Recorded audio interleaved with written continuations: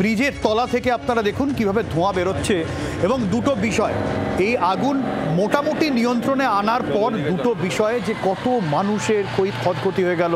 এই বৃষ্টি বাদলের রাতে, এই ঠান্ডার রাতে অসংখ্য মানুষ আবারও ঘর ছাড়া হলেন। গত বেশ কয়েকটা ঘটনা আমরা দেখলাম কলকাতায় ঘটে গেল পরপর, কিছুদিন আগে তপসিয়া, তারপরে আলিপুরের এই বস্তি।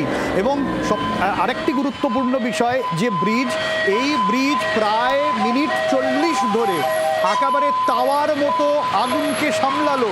ফলে ব্রিজের কতটা ক্ষতি হলো এরপরে সেটাও খতিয়ে দেখার, কারণ ব্রিজের ওপরে প্রচুর মানুষ রয়েছেন এখনো পর্যন্ত এবং এই ব্রিজ অনেকটা তাপ সহ্য করেছে।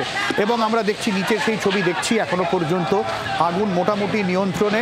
আরও সম্পূর্ণভাবে নিয়ন্ত্রণের জন্য আরও ফায়ার ব্রিগেডের গাড়ি আনা হলো, আরও জলের ব্যবস্থা করা হচ্ছে, আগুন সম্পূর্ণ নিয়ন্ত্রণ করার ব্যবস্থা করা হচ্ছে এবং নিচেও প্রচুর মানুষ যারা আতঙ্কে রয়েছেন।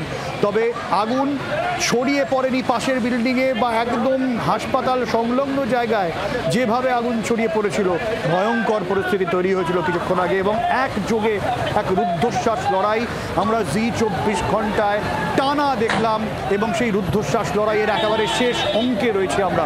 মৌমিতা আমাদের আর এক প্রতিনিধি রয়েছেন আমাদের সঙ্গে। মৌমিতা,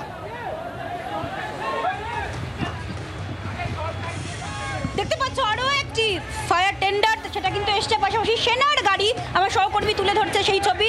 সেনার গাড়িও মজুত করা হয়েছে যাতে কেউ কোনোভাবে যদি অসুস্থ হয়ে পড়েন তাহলে তাকে তৎক্ষণাৎ নিয়ে যাওয়ার জন্য। এবং একদিক থেকে ব্রিজের এই দুই ধার থেকেই কিন্তু চেষ্টা করা হচ্ছে তৎপরতার সঙ্গে যাতে আগুন নেভানো যায়। এবং আমি যে ছবি এই মুহূর্তে দেখাতে চাইবো, স্থানীয় বাসিন্দারা যেভাবে দমকলের এই হোস পাইপ কাঁধে নিয়ে কেউ আলো দেখাচ্ছেন এবং তারা যেভাবে দমকল কর্মীদের সঙ্গে কাঁধে কাঁধ মিলিয়েছেন, সেই ছবি এই মুহূর্তে দেখতে পাচ্ছ জি 24 ঘন্টার পর্দায়।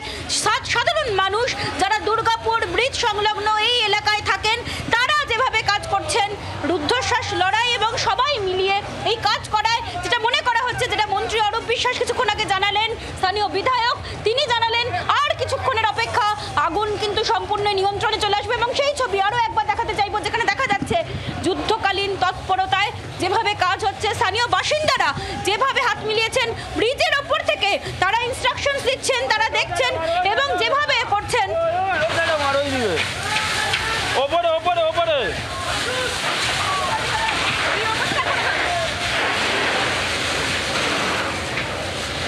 সেই ছবি দেখতে পাচ্ছ যেখানে দেখা যাচ্ছে যে ওপর থেকে স্থানীয় বাসিন্দারা তারা বলছেন এবং নিচে যে ব্রিজে যারা রয়েছেন তারা যেভাবে কাঁধে তাদের পাইপ নিয়ে রয়েছেন এবং যেভাবে কাজ চলছেন। কারণ এই দুর্গাপুর ব্রিজ সংলগ্ন এই জায়গায় যে বস্তি ছিল একেবারে ভস্মীভূত এবং সেখানেই যুদ্ধকালীন তৎপরতায় কাজ করছেন একাধারে সেনা, পুলিশ, দমকল কর্মী এবং অবশ্যই স্থানীয় বাসিন্দারা। বাংলার আওয়াজ, বাঙালির আবেগ, জি 24 ঘন্টা।